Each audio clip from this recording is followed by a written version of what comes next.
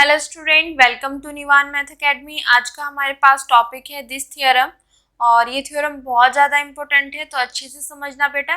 सबसे पहले हम इसके स्टेटमेंट पढ़ेंगे, देन फिर इसके प्रूफ पर चलेंगे। क्लियर बेटा? If P and Q are the projection on closed linear subspaces M and N of a H। इसका मतलब क्या है? H मेरे पास कोई हिल्बर्ट स्पेस है, उसके पास दो प्रोजेक्शन है P और Q, जिनके जो क्लोज्ड लीनियर सबस्पेस है वो क्या है वहां पे M और N। मतलब P के लिए M है, Q के लिए N है। क्लियर? तो प्रूव दैट जो ये दो प्रोजेक्शन है P और Q, तो हमें प्रूफ करना है कि पी क्यू प्रोजेक्शन होंगी। कब होगी ये? जब P Q equal to Q P, if and only if का केस है। अगर पी क्यू प्रोजेक्शन होगी तो हम ये बोल सकते हैं कि P Q equal to Q P. अगर P Q equal to Q P है तो हम कह सकते हैं कि पी क्यू क्या होंगे, मेरे पास प्रोजेक्शन होगी। इसके बाद क्या है कि इन दिस केस, यहाँ तक प्रूफ करने के बाद हमें इसी केस में शो करना है कि जो ये पी क्यू प्रोजेक्शन आई है वो हमारे पास प्रोजेक्शन होगी ऑन जो इसके ये है ना क्लोज्ड लीनियर जिन पे प्रोजेक्शन है उनकी इंटरसेक्शन के। अब देखो ये थ्योरम तो मैंने पढ़ के बता दी, इसका मेन क्या क्या है वो चीज बताती हूँ। H मेरे पास हिल्बर्ट स्पेस है, इसके पास दो प्रोजेक्शन है P और Q, ठीक है। और ये P प्रोजेक्शन जो है वो क्लोज्ड लीनियर सबस्पेस पर M पर है, ठीक है, यहाँ पर, और ये है N पर। इतना क्लियर? और ये मेरे पास क्या है? क्लोज्ड लीनियर सबस्पेस, ठीक है। सिमिलरली ये भी मेरे पास क्या है? Closed linear subspace. अब देखो मैं एक डायग्राम बनाने जा रही हूँ और उसी से आपको क्लियर हो जाएगा कि क्या क्या चीजें हमें गिवन है और क्या क्या चीजें प्रूफ करनी है। अब तक तो मैंने सिर्फ ये बताया हिल्बर्ट स्पेस से ये दो प्रोजेक्शन है मेरे पास, और ये प्रोजेक्शन इस क्लोज्ड लीनियर सबस्पेस पर है और ये वाली प्रोजेक्शन इस क्लोज्ड लीनियर सबस्पेस पर है। अब देखो जैसे कि हम छोटी क्लासेस में बनाते थे ये फंक्शन वाले चीजें के लिए, है ना।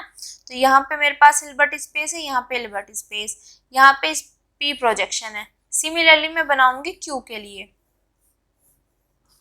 ये मेरे पास हिल्बर्ट स्पेस है, ये मेरे पास हिल्बर्ट स्पेस है, यहाँ पे प्रोजेक्शन है क्यू। अब देखो जब ये पी प्रोजेक्शन है तो ये बोल रहा है कि पी जो प्रोजेक्शन है वो क्लोज्ड लीनियर सबस्पेस जो एम है उस पर है, ठीक है। तो एम यहाँ पे होगा, और जो क्यू हमारे पास प्रोजेक्शन है ये है यहाँ पे एन पर। अब देखो कैसे, जब पी प्रोजेक्शन है पूरे हिल्बर्ट यहाँ पे होगी तो इसके अंदर ही तो होगा एम, ठीक है। तो क्लोज लीनियर सब स्पेस ये आ गया एम और यहाँ पे एन। और मैंने एक चीज बताई थी कि जब पी प्रोजेक्शन होती है on a close linear subspace M, या हम बोल दें कि P is projection on M, तो इसका मतलब क्या होता है कि ये एम जो है वो है is range space of P, इस प्रोजेक्शन का रेंज है। वही चीज मैंने यहाँ पे आपको दिखाई है कि जब मेरे पास ये हिल्बर्ट है यहाँ पे प्रोजेक्शन है तो ये प्रोजेक्शन एम पर है, तो इसका मतलब ये प्रोजेक्शन ये एम क्या है, इसका रेंज स्पेस, क्योंकि यहाँ पे रेंज आता है यहाँ पे नल आता है, ये कोडोमेन है, ठीक है, डोमेन कोडोमेन। तो यहाँ पे जो मेरे पास ये रेंज स्पेस आएगा। इतना क्लियर? सिमिलरली जब Q प्रोजेक्शन है हमारे पास ऑन N पर, तो इसका मतलब N मेरे पास क्या है, इसका रेंज स्पेस। इतना क्लियर हो गया बेटा?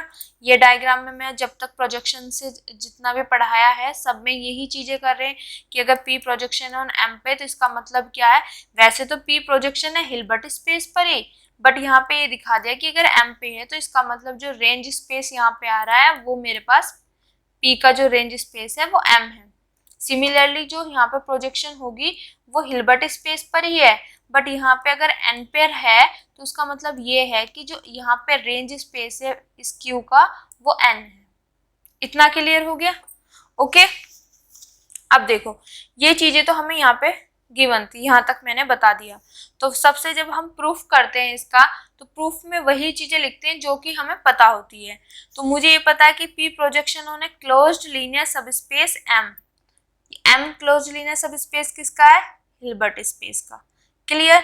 अगर ये प्रोजेक्शन है और हिल्बर्ट स्पेस में बात कर रहे हैं हम, तो आइडेम्पोटेंट और सेल्फ एडजॉइंट ये कंडीशन सेटिस्फाई करेगा। This is equation number first.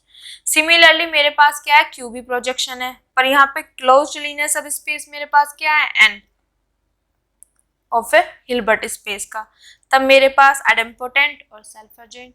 This is equation number 2। Clear? अब देखो यहाँ पे क्या लिखा, अब P जो है वो प्रोजेक्शन, P प्रोजेक्शन है ऑन M पर, तो इसका मतलब M मेरे पास क्या हो गया? रेंज स्पेस ऑफ P, मतलब P की जो रेंज है, P की जो रेंज है वो क्या है? मेरे पास M है, और जो Q की रेंज है वो मेरे पास क्या है? N है। वही चीज मैंने यहाँ पे लिखी है। सिंपल, ये चीज आप कंसेप्ट माइंड में रखो कि P प्रोजेक्शन ऑन M पर, मतलब P प्रोजेक्शन तो हिल्बर्ट स्पेस पर ही है, बट यहाँ पे अगर M पे बोला है तो इसका मतलब ये इसका क्या है? रेंज स्पेस है। तो P की रेंज यहाँ पे क्या हुई? M, और Q की रेंज क्या हुई यहाँ पे? N। वही चीज मैंने यहाँ पे लिखा है और इसी का यूज होने वाला है। अब इतना कर दिया। अब देखो मेन चीज जो हमें गिवन थी यहाँ तक, वो चीजें हमने बता दी प्रूफ में भी कि मुझे यहाँ तक गिवन है। अब प्रूफ क्या करना है? देखो बेटा, इफ एंड ओनली इफ का केस होता है, तो अगर कहीं पर ये है तो ये लिख सकती हूँ, ये है तो ये, तो यहाँ से हमारे पास दो पार्ट बनेंगे। एक बार मैं ये लेके चलूंगी, इसको प्रूफ कर दूंगी, फिर ये लेके चलूंगी, इसको प्रूफ कर दूंगी। इतना क्लियर? अब देखो पी क्यू कि जो मेरे पास ये दो प्रोजेक्शन आई है ना, अब मेरे को प्रूफ करना कि ये दोनों इस तरीके से पी क्यू प्रोजेक्शन होगी, मतलब यहाँ पे पी और क्यू था, एक पी है एक क्यू है, तो अब इन दोनों को मिला दिया, तो पी क्यू हमें प्रोजेक्शन प्रूफ करनी है। और कब प्रूफ करनी है? जब ये P Q equal to Q P, जैसे कि हम कॉम्यूट वाला पोर्शन करते हैं, A B equal to B A करते हैं ना, वो वाली चीज, कि जब ये दोनों प्रोजेक्शन एक दूसरे के साथ कॉम्यूट करें तभी पी क्यू क्या होगी? मेरे पास प्रोजेक्शन होगी। क्लियर? अब देखो ये यहाँ तक प्रूफ करने के बाद मेरे को इसी केस में क्या दिखाना है कि ये प्रोजेक्शन मैं कहाँ पे दिखाऊंगी? हिल्बर्ट स्पेस पर दिखाऊंगी, बट मुझे बताना है कि ये पी क्यू प्रोजेक्शन जो होगी ऑन दिस। अब ये क्या है? देखो ये चीज है मेरे पास, ठीक है, यहाँ पे मैं प्रूफ कर दूंगी कि पी क्यू मेरे पास क्या है? प्रोजेक्शन है। यहाँ पे हिल्बर्ट स्पेस है, हिल्बर्ट स्पेस। अब बेटा ये तो प्रूफ कर दिया कि ये हिल्बर्ट, पर यहाँ पे अगर ये प्रोजेक्शन है तो यहाँ पे मेरे पास कोई ना कोई तो रेंज स्पेस आया होगा, तो हमें ये दिखाना है कि यहाँ पे जो रेंज स्पेस है वो M इंटरसेक्शन N, और ये क्या है कि जो मेरे पास P का रेंज था, जो Q का रेंज था, उन दोनों की इंटरसेक्शन। क्लियर? तो माइंड में कैसे सेट करना है कि मेरे पास अगर दो प्रोजेक्शन आ जाती है, एक की रेंज M है, सॉरी एक की रेंज M है, दूसरी की रेंज N है, तो मेरे पास पी क्यू दोनों पी क्यू प्रोजेक्शन होगी कब? जब ये दोनों कॉम्यूट करेंगे, and if and only if का केस था यहाँ पे, और उसके बाद जो ये पी क्यू मेरे पास प्रोजेक्शन है वो P के रेंज और Q के रेंज दोनों के इंटरसेक्शन पे है। इसका मतलब क्या है कि PQ का जो रेंज बनेगा वो ये बनेगा। इतना क्लियर हो गया ना? ये चीज मुझे प्रूफ करनी कि PQ की जो रेंज है वो ये है। अब आई होप आपको जो ये मैंने बताया है कि थ्योरम में प्रूफ क्या करना है वो अच्छे से समझ आ गया, क्योंकि जब तक हमें यही नहीं पता चलेगा कि हमें प्रूफ क्या करना है तो हम आगे प्रूफ कैसे कर सकते हैं। क्लियर? तो मेन चीज है कि हमें थ्योरम समझ आनी चाहिए और उसी के बेस पे हम प्रूफ करते हैं। अब यहाँ तक तो मैंने आपको समझा दिया। अब मैं इसका फर्स्ट पार्ट लेके चलूंगी कि मैं मान लूंगी कि पी क्यू क्या है? प्रोजेक्शन है, और मैं ये वाला पोर्शन प्रूफ करूंगी कि दोनों प्रोजेक्शन क्या कर रही है? कॉम्यूट कर रही है। Clear? Suppose that P Q projection है। अब बेटा पी क्यू प्रोजेक्शन है तो मेरे को एक चीज बताओ, मैंने मान लिया कि पी क्यू प्रोजेक्शन है तो ये आइडेम्पोटेंट, ठीक है, और ये सेल्फ एडजॉइंट वाला, दोनों कंडीशन सेटिस्फाई करेगी या नहीं करेगी? क्योंकि हिल्बर्ट स्पेस में अगर कोई भी प्रोजेक्शन है तो आइडेम्पोटेंट और सेल्फ एडजॉइंट वाला पोर्शन तो सेटिस्फाई करेगी ही करेगी। क्लियर? तो वही चीज का हम यहाँ पे यूज करने वाले हैं। अब मुझे प्रूफ करना है ये वाला, ये मान के चलिए ये प्रूफ करना है। अब मेरे पास पी क्यू क्या है? प्रोजेक्शन है, तो इसका मतलब यहाँ पे मैंने जो आपको बताया था अभी बेटा आइडेम्पोटेंट और सेल्फ एडजॉइंट, तो यहाँ पे सेल्फ एडजॉइंट का यूज किया है तो सेल्फ एडजॉइंट होगी। मतलब पी क्यू प्रोजेक्शन है तो इसका मतलब क्या? इसी का अगर मैं एडजॉइंट लूँ वो इसी के इक्वल आएगा, ये होता है सेल्फ एडजॉइंट। क्लियर। अब देखो ये सेल्फ एडजॉइंट वाली कंडीशन क्यों ली, क्योंकि बेटा हमें एक चीज पता है कि अगर मेरे पास दो ऑपरेटर हैं और मैं उनका एडजॉइंट लेती हूँ तो वो ये पीछे वाला आगे आ जाता है, आगे वाला पीछे चला जाता है, ठीक है, इसके इक्वल हो जाता है और यहाँ पे ये स्टार लग जाता है। इतना क्लियर। अगर दो ऑपरेटर हैं उनका मैं एडजॉइंट ले रही हूँ तो ये आगे पीछे हो जाते हैं, कर दिया, और जैसे स्टार है दोनों पे अलग अलग। तो मुझे यहाँ पे पी क्यू है पर मुझे लाना है क्यू पी, मतलब पी क्यू मतलब आगे पीछे करने हैं, तो इसलिए मैंने यहाँ पे इसका यूज किया। क्लियर। तो अब देखो ये मेरे पास है, तो बाय दिस प्रॉपर्टी में लिख सकती हूँ पहले क्यू फिर पी, दोनों पे स्टार लगा दिया, ठीक है। अब देखो क्यू स्टार, यहाँ से देखो प्रोजेक्शन है तो सेल्फ एडजॉइंट होगा, इसी का एडजॉइंट इसी के इक्वल रख दिया। सिमिलरली पी का वैल्यू पुट कर दी। अब मेरे पास यही चीज आ गई कि P Q equal to Q P. Okay, तो मैं ये पोर्शन लेके चली थी और मैंने दिखा दिया दिस। तो this is the first part. अब now this is second part करते हैं। सेकेंड पार्ट में मैं लेके चलूंगी P Q equal to Q P. अब मुझे प्रूफ करना होगा कि ये प्रोजेक्शन होगी। अब देखो किसी को भी प्रोजेक्शन प्रूफ करने के लिए हिल्बर्ट स्पेस पे मुझे ये दो कंडीशन सेटिस्फाई करानी होती है, क्या है, एडेम्पोटेंट और सेल्फ एडजॉइंट। तो वही चीज मुझे यहाँ पे प्रूफ करानी है। इतना क्लियर बेटा। तो देखो सबसे पहले मैंने सेल्फ एडजॉइंट वाली ले ली। अब सेल्फ एडजॉइंट ये वाला पोर्शन लिया और इसको मैं इसके इक्वल ले आऊंगी ये। अब देखो बाय दिस प्रॉपर्टी दो ऑपरेटर होते, प्रोजेक्शन भी तो ऑपरेटर का ही वर्क कर रही है मेरे पास, यहाँ पे देखो, ठीक है, इसका एडजॉइंट ले रही हूँ तो आगे पीछे हो जाएंगे, तो क्यू पहले पी बाद में स्टार का स्टार। अब ये बाय दिस इक्वल टू ये दिस, क्यों, क्योंकि मेरे पास पी क्यू पी भी और क्यू भी दोनों के दोनों प्रोजेक्शन है, तो इस वजह से रख दी वैल्यू। अब मेरे पास दिस, अब ये किसके इक्वल है, क्यू पी पी क्यू के, तो पी क्यू। तो मतलब मैं ये लेके चली और मैंने दिखा दिया। इसका मतलब क्या है कि मैंने मतलब कोई भी मेरे पास प्रोजेक्शन है उसका मतलब कोई भी ऑपरेटर है उसका एडजॉइंट लिया, वो उसी के इक्वल आ गया, तो इसका मतलब ये क्या हो गया, सेल्फ एडजॉइंट। इतना clear. P Q is self adjoint. अब मेरे पास रहता है अब एडेम्पोटेंट, तो एडेम्पोटेंट के लिए मैंने ये वाला पोर्शन लिया। अब ये पी क्यू का स्क्वायर है तो इसको 2 टाइम्स लिख सकती हूँ, जैसे मेरे पास होता है 2 का स्क्वायर, तो इसको इस तरीके से लिख सकते हो, या मान लो टी का स्क्वायर है तो टी दिस टी, तो वही चीज यहाँ पे लिखी है, ठीक है। फिर देखो पी क्यू भी तो एज इट इज रखा, इस पी क्यू की जगह मैंने लिख दिया क्यू पी। क्लियर। अब जब इनको मतलब रीअरेंज करेंगे तो P as it is Q square की वैल्यू क्या मेरे पास, क्यू, वैल्यू पुट कर दी, ठीक है बेटा, वो चीज मैंने यहाँ पे लिखी हुई है। ओके, अब देखो पी एज इट इज, अब इस क्यू पी की जगह मैंने पी क्यू रख दिया, पी क्यू, ठीक है। इतना क्लियर। अब ये पी पी क्या हो जाए, पी स्क्वायर क्यू। अब पी स्क्वायर की वैल्यू क्या मेरे पास, पी, तो इसकी वैल्यू क्या आ जाएगी यहाँ से आगे, पी क्यू। तो मैं पी क्यू का स्क्वायर लेके चली थी और मेरे पास पी क्यू आ गया, ठीक। तो बेटा मेरे पास यहाँ तक आ गया, तो इसका मतलब क्या है कि मेरे पास यहाँ पे कोई ऑपरेटर होगा उसका स्क्वायर करा वो इक्वल टू उसी के आ गया, तो इसका मतलब ये मेरे पास क्या हो गया, एडेम्पोटेंट। तो इसका मतलब पी क्यू क्या हो गया मेरे पास, एडेम्पोटेंट। तो देखो पी क्यू मेरे पास यहाँ पे सेल्फ एडजॉइंट भी हो गया, पी क्यू मेरे पास यहाँ पे एडेम्पोटेंट भी हो गया, तो इसका मतलब पी क्यू मेरे पास क्या होगी, प्रोजेक्शन। तो जो मेरे पास यहाँ पे इफ एंड ओनली वाला केस था, एक बार ये लेके चली ये प्रूफ कर दिया, ये लेके चली ये प्रूफ कर दिया, तो इसका मतलब अगर कभी भी आपको पता चले कि पी क्यू मेरे पास प्रोजेक्शन है तो यहाँ पे आप लिख सकते हो कि P Q equal to Q P, अगर ये है तो ये लिख सकते हो। अब इतनी चीजें मेरे पास होने के बाद इस केस में ही मुझे ये प्रूफ करना है कि जो ये पी क्यू मैंने प्रोजेक्शन हिल्बर्ट स्पेस पे बनाई है इसकी जो रेंज है वो ये है। क्लियर। वो मैंने आपको डायग्राम से बता दिया था। अब देखो और अच्छे से समझाने के लिए,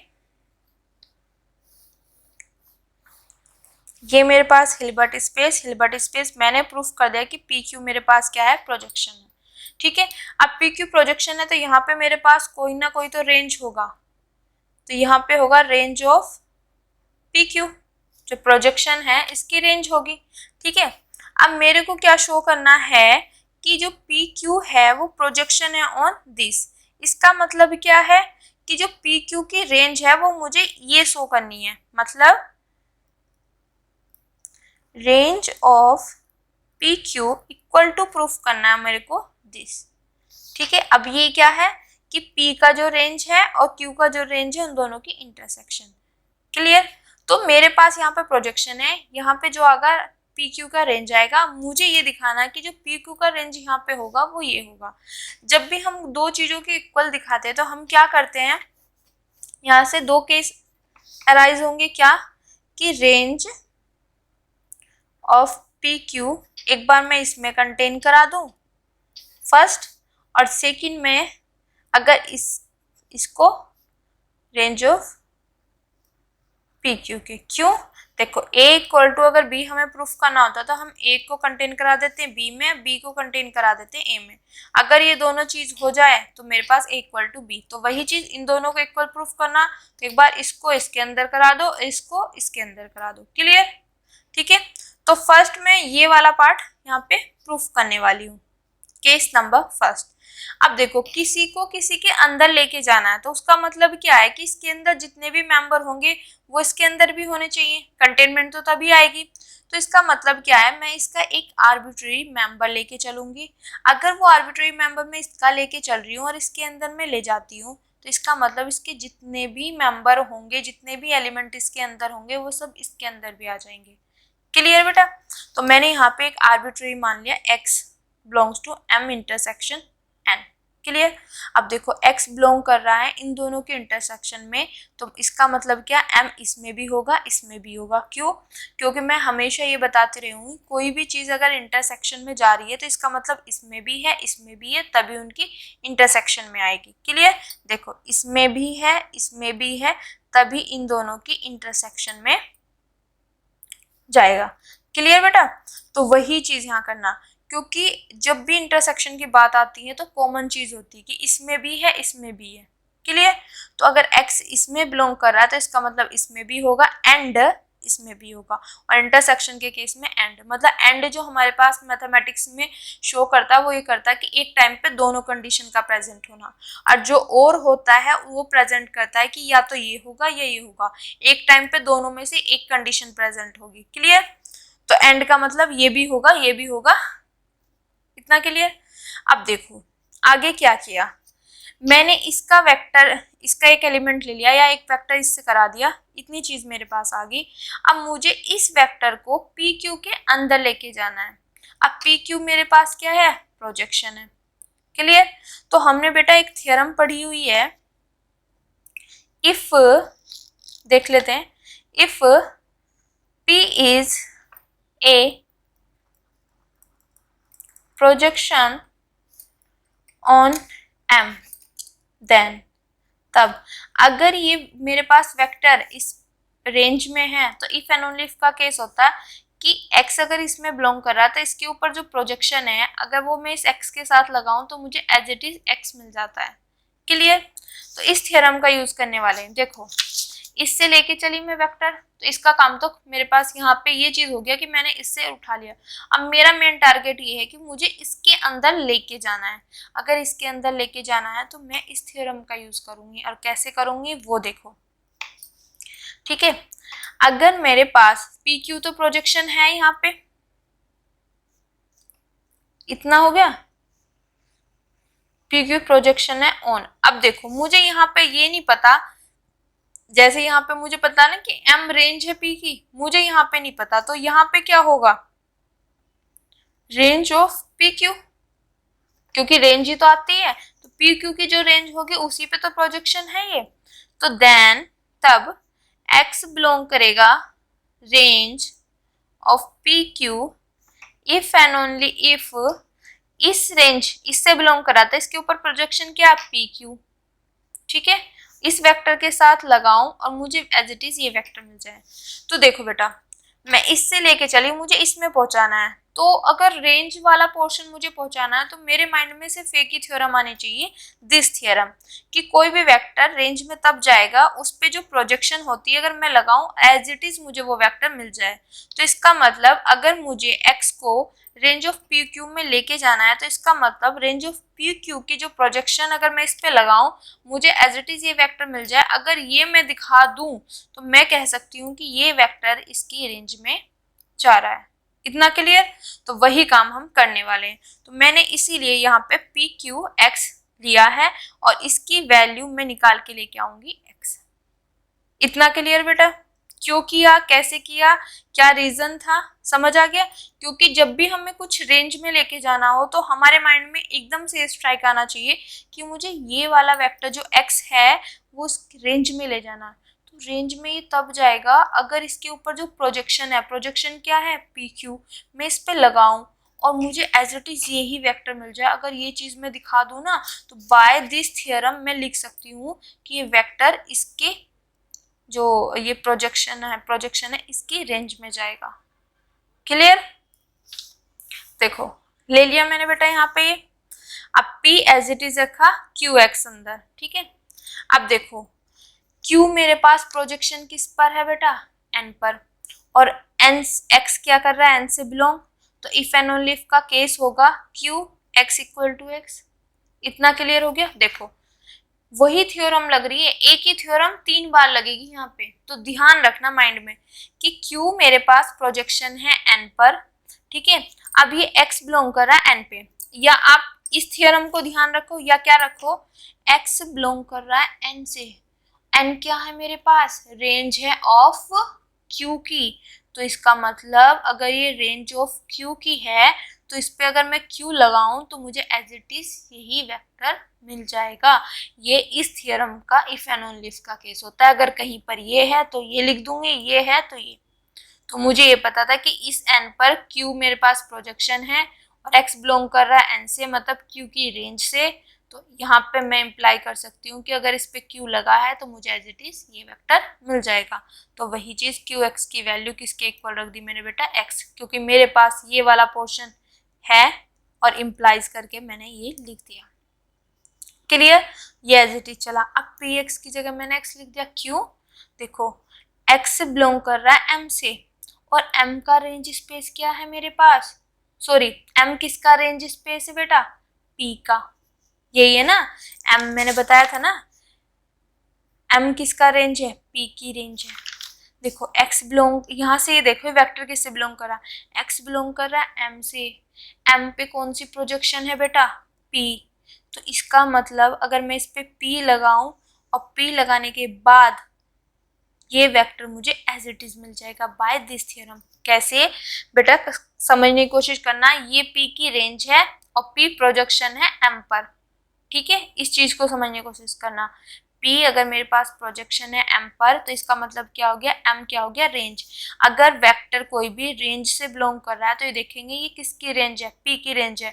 तो मतलब अगर मैं इस पे P लगाऊंगी तो मुझे एज इट इज ये वेक्टर मिल जाएगा। तो इस पे P लगाया, वेक्टर एज इट इज मिल गया बाय दिस थ्योरम। इतना क्लियर? अभी समझ आ गया?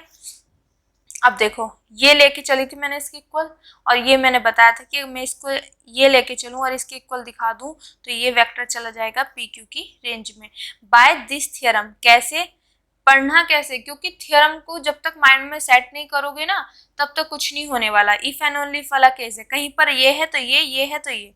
अब देखो यहाँ पे अब तक मेरे पास ये वाला पोर्शन था, दिस एंड दिस, तो मैंने ये चीज लिख दी। अब मेरे पास यहाँ पे ये वाला पोर्शन आ गया तो मैं ये लिखूंगी। अब कैसे लिखूंगी वो ध्यान दे, मेरे पास कोई वेक्टर है उस पे मैंने ये वाली पी क्यू प्रोजेक्शन प्रूफ कर दी ना, मेरे पास कोई वेक्टर x है उस पर मैंने ये वाली प्रोजेक्शन लगाई और ये प्रोजेक्शन लगाने पे मुझे वो वेक्टर एज इट इज मिल गया।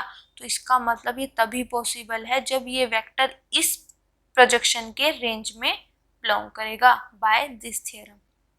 ठीक है, हमेशा ऐसे ही याद रखना है कि अगर x बिलोंग कर रहा है मतलब x m से बिलोंग कर रहा है तो m किसकी रेंज है, p की। तो मतलब इस पे p लगाऊंगी तो मुझे एज इट इज ये वेक्टर मिल जाएगा।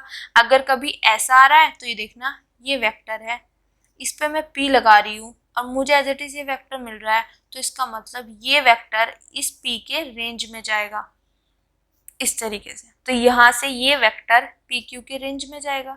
मैं ये लेके तो इसका चली थी और पहुंचा मैंने इसमें दिया, तो मतलब ये कंटेन हो जाएगा इसमें। एक आर्बिट्रेरी लेके चली, आर्बिट्रेरी के लिए अगर ये कंडीशन ट्रू है तो सभी के लिए, मतलब इसके जितने भी मेंबर होंगे वो सब इसके अंदर होंगे। This is equation number 3। इतना क्लियर? तो मैंने ये वाला पार्ट प्रूफ कर दिया। अब मैं लेके चलूंगी पार्ट नंबर जो केस नंबर सेकेंड। अब केस नंबर सेकेंड में मैं क्या करूंगी, पी क्यू रेंज का एक आर्बिट्री वेक्टर लूंगी यहाँ पे।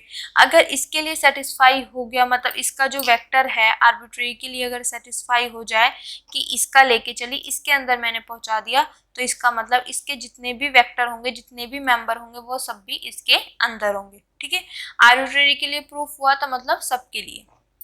अब देखो x बिलोंग कर रहा है रेंज ऑफ पी क्यू।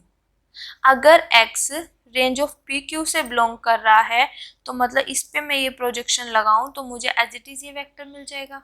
यही वाला केस कि मुझे ये पता है कि पी क्यू प्रोजेक्शन है ऑन, यहाँ पे कोई ना कोई रेंज होगा तो मैंने पी क्यू का रेंज ही माना हुआ। अगर x range of P Q में बिलोंग कर रहा है तो मैं लिख सकती हूँ कि इस पे पी क्यू लगाऊं तो एज इट इज मुझे ये वेक्टर मिल जाएगा बाय दिस थियरम। ये थियरम ही मेन इंपॉर्टेंट है, इसी का रोल है। सिर्फ इतना ध्यान रखो, रेंज में है तो इसकी जो प्रोजेक्शन है वो लगाओ, ये वेक्टर एज इट इज। अगर रेंज में प्रोजेक्शन लगाने पे वेक्टर एज इट इज मिल रहा है तो ये वेक्टर इस प्रोजेक्शन की रेंज में जाएगा। तो रेंज में है तो ये प्रोजेक्शन लगा के मुझे एज इट इज ये वेक्टर मिल गया। ठीक है, इतना क्लियर, इस तरीके से पढ़ना है। तो पी क्यू ये मैंने ऐसे लिख दिया। अब देखो यहाँ पे मैं इसका वेक्टर लेके चली, मेरा मेन टारगेट है इसके अंदर ले जाना कि x बिलोंग करे m इंटरसेक्शन n। तो अगर मैं इसकी इंटरसेक्शन में मैं इसको लेके जाना चाहती हूँ तो मैं एक बार दिखा दूँ कि m बिलोंग कर रहा है n में एंड x बिलोंग कर रहा है n में। एक बार x को m में बिलोंग कराना है और एक बार x को n में बिलोंग कराना है। अगर ये इसमें भी है, ये इसमें भी है, मतलब इसमें भी है, इसमें भी है, तो दोनों में कॉमन है तो मतलब इनकी इंटरसेक्शन में भी जाएगा। तो मेरा पहले मेन टारगेट ये रहेगा, फिर ये रहेगा। और ये बहुत इंपॉर्टेंट स्टेप है और इसी से रिलेटेड दो थ्योरम और है जो इसी स्टेप पे डिपेंड है। क्लियर बेटा? तो देखो जब मुझे इस x को इस m पे ले जाना है तो मैं देखूंगी कि इस m पे कौन सी प्रोजेक्शन है, p। इतना क्लियर? तो जो मेरे पास यहाँ पे रिजल्ट आएगा इस पे मैं अप्लाई करूंगी दोनों साइड p। क्लियर? तो मैंने यहाँ पे दोनों साइड p अप्लाई कर दिया। इतना क्लियर ना? किस तरीके से किया, क्योंकि मुझे x को ले जाना m के अंदर एंड x को ले जाना n के अंदर। तो जब मुझे इस x को m के अंदर ले जाना तो मैं देखूंगी इस पे प्रोजेक्शन कौन सी, p। तो मैं यहाँ पे इस जगह बेटा दोनों साइड p अप्लाई करूंगी।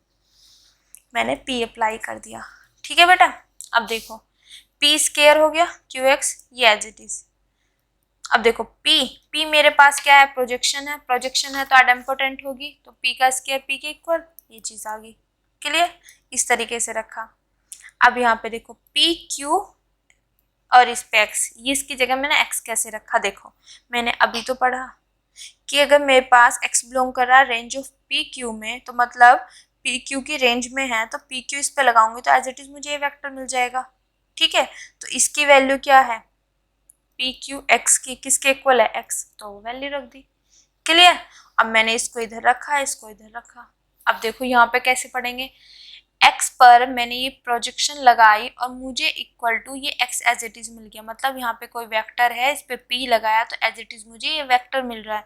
तो ये कब पॉसिबल है, जब ये वेक्टर इस p के रेंज में हो। तो p की रेंज मेरे पास क्या है यहाँ पे, m, तो x belongs to m। Clear?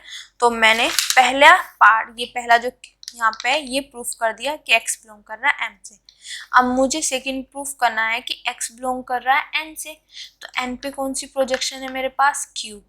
तो अब देखो यहाँ पे q अप्लाई करने से पहले, मैं करूंगी तो q ही अप्लाई, पर q अप्लाई करने से पहले इस pq, ये pq किसके इक्वल है बेटा, q, सॉरी थ्योरम में गिवन है ना, हमने यहाँ तक प्रूफ कर दिया pq किसके इक्वल है, qp के। ठीक है, तो मैं यहाँ पे इस वाले पार्ट में पी क्यू एक्सिस की पी क्यू की जगह रख दूंगी मैं यहाँ पे QP, क्योंकि पी क्यू इक्वल टू है QP, तो ये रख दिया। अब ये रखा क्यों, आप ये भी क्वेश्चन पुटअप करोगे, क्योंकि मुझे कुछ इस तरीके की ही फॉर्म बनानी है। यहाँ पे ऑलरेडी पी क्यू था तो मैंने पी अप्लाई कर दिया, क्योंकि मुझे एम में लेके जाना है। अब मुझे लेके जाना है एन में, एन पे प्रोजेक्शन है क्यू, तो मुझे यहाँ पे शुरू में क्यू लेके आना है। तो ठीक है, मुझे ये पता है P Q equal to Q P है। अब ये चीज मेरे पास यहाँ पे आ गई। अब मुझे एन में लेके जाना, तो दोनों साइड क्यू अप्लाई कर दिया। जैसे ही क्यू अप्लाई किया तो ये हो गया क्यू स्क्वायर दिस। क्यू मेरे पास क्या है, प्रोजेक्शन। प्रोजेक्शन है तो आधा इम्पोर्टेंट होगा, तो इसकी जगह क्यू रख दिया। अब यहाँ पे आ गया क्यू पी दिस।